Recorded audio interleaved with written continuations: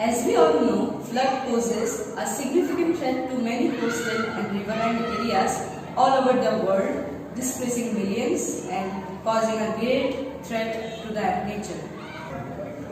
To address this problem, I have made an amphibious house which will float on flood water rather than resist it. This project explores the construction of flood-resistant amphibious house which is based on Archimedes' principle, which states that when an object is fully or partially submerged in a fluid, it feels an upward force which we know as upthrust or buoyant force, and this force is equal to the mass of the fluid displaced by the object.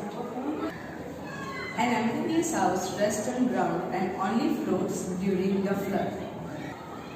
Now let me talk about some of the features of this amphibious house. First, the floating foundation.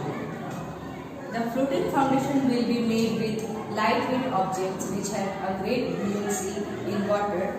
We will use materials like HDPE and reinforced concrete materials with buoyant materials in real life.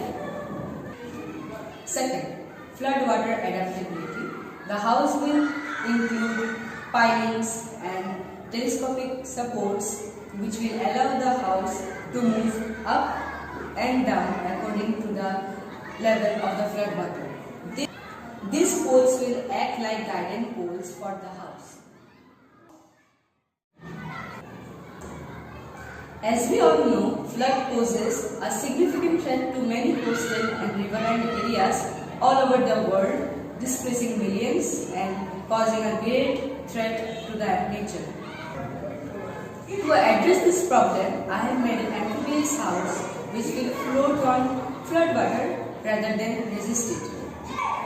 This project explores the construction of flood-resistant amphibious house which is based on Archimedes' principle, which states that when an object is fully or partially submerged in a fluid, it feels an upward force which we know as upthrust or buoyant force, and this force is equal to the mass of the fluid displaced by the object. An amphibious house rests on ground and only floats during the flood. Now let me talk about some of the features of this amphibious house. First, the floating foundation. The floating foundation will be made with lightweight objects which have a great buoyancy in water. We will use materials like HDPE and reinforced concrete materials with buoyant materials in real life. Second, floodwater adaptability. The house will include pilings and telescopic supports which will allow the house to move up and down according to the level of the floodwater.